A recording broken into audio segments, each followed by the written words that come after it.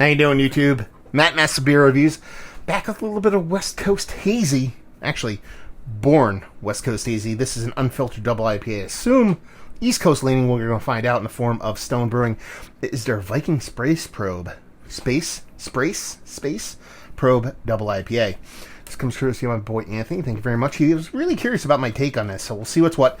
It does have a little bit of time on it. We're talking about this is the 10th. Right? The 10th of March. This was canned a couple days after Christmas. They say enjoy by 4/26. It's 3/10. We're good to go. Let's see what's what. Stone diatribe in the back. We're not going to read that. Let's crack it. Let's see what's going on here. It's not. Wait around. We'll see what's what. I got a little beer unboxing I need to do live. So just wanted to crack a couple beers real quick so I could do the unboxing, sit around, play a little Portal. I'm getting back into Portal, the original Portal. So we'll see what's up with that. Anyway, that goes there. That goes there. And we'll put that there. Yeah, label-wise, it is a quintessential Stone. Maybe a little bit more graphic in the background than you typically expect, but it's your Stone logo, Stone lettering, and it looks like a new school Hazy IPA, albeit a little bit more orange than what people expect, especially from a 6 or 8.5% kind of hazy, but she looks apart, you know, index finger, infinitely tight, compact bubbles, rich kind of orange corridor, off to a start. Let's get a nose. I mean, this is nectarine, tangerine, leaning, pithiness. Obviously, you're not going to get much pithiness out of tangerine, or nectarine, I should say.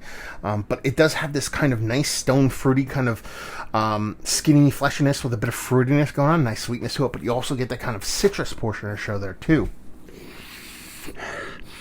Yeah, I mean, it is all kinds of... This is a juicy IPA, at least on the nose, which is kind of a weird thing. When you think about Stone, you know, I think about West Coast, heavily West Coast leaning. Not that they can't do these things, they tend to not do these things, but today is the way of the world today is that you need to do these kind of things, and this just leans in that kind of juice direction. Sure, it's not overly sweet. There is a bit of kind of slightly kind of piney resonance bittering underneath. I think that's going to come to a head in the actual taste, but...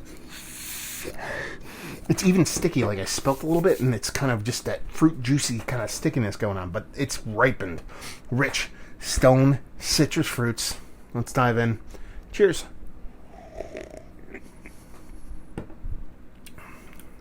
Yeah. I mean, you do get a little bit of soft kind of bittering in there. It actually comes off more generic than anything else, but it's like a fourth or fifth player. It's nothing too huge. This is all about those fruit juices, and it does come off definitely OJ leaning, definitely stone fruit juicy leaning.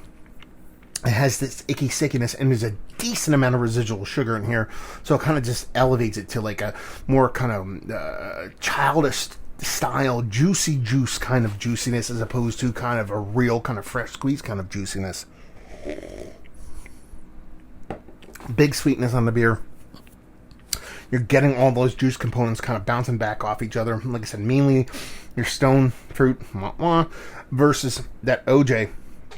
That soft, generic, if anything, the bittering is more like a kind of spicy, kind of tannic tea-like kind of bittering, which is kind of cool. Nice mouthfeel, nice kind of softness to it, nice richness to it. Honestly, this is not too shabby of a hazy double IPA, and very much in style with what a lot of these breweries are doing nowadays.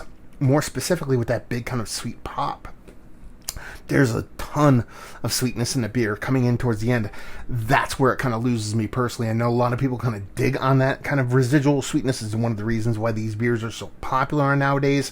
No shit, Sherlock. People like fruit, juice, and bitter, or sweet and bitter. It just kind of viscerally makes people all kind of happy and stuff. But these kind of double IPAs get super duper sweet. They just get a little bit too much for me. So in the grand scheme of things, for me, this comes off a little bit too sweet. But I think for a lot of people out there, it won't. Let's put it that way. I don't know what else to say about it. I mean, it's not overly complicated. It's doing what it's doing, but it's doing it really well. I honestly think a lot of people who are into new school double IPAs, even triple IPAs, 'cause that's what this drink's like. More like a triple IPA in spirit than a double IPA. I would really like this. Sure, there's that little bit of spicy bittering, but with that sweetness and that juiciness coming off so big and so vibrant. On the other end of things, it doesn't really get in the way and just ends up being something. It's almost like a brewer there kind of drank a bunch of huge double and triple IPAs from the East Coast and said, okay, I'm going to try to duplicate this, and came up with this and did a reasonable kind of facsimile of a bunch of different breweries' versions of this kind of beer. Is it a bad thing? No, I don't think so. I think it brings those kind of big, huge hazies a more wider berth, a little bit more accessible to a lot of people out there. But in the grand scheme of things, it's not my favorite kind of beer. Even when these double IPAs tend to get, sweet, there's some kind of, for me, redeeming quality, whether it be some dryness or some kind of bitterness, kind of counterbalancing it, balance it off. And I'm just not getting it here. So this is a weird beer because I'm going to say, it's not my favorite. Let's cut to that chase. Is it one of the better double IPAs I've had as late? I still want to keep it in. It's on the edge, but it's probably in. But I think if I'm like the general population who's into beer, the people that just got into beer over the past like 5 to 8 years, a new school kind of beer drinker, I think they really would dig on this, especially if you came in and loved the hazy New England style IPA. I think you'd really, really enjoy this, so keep that in mind.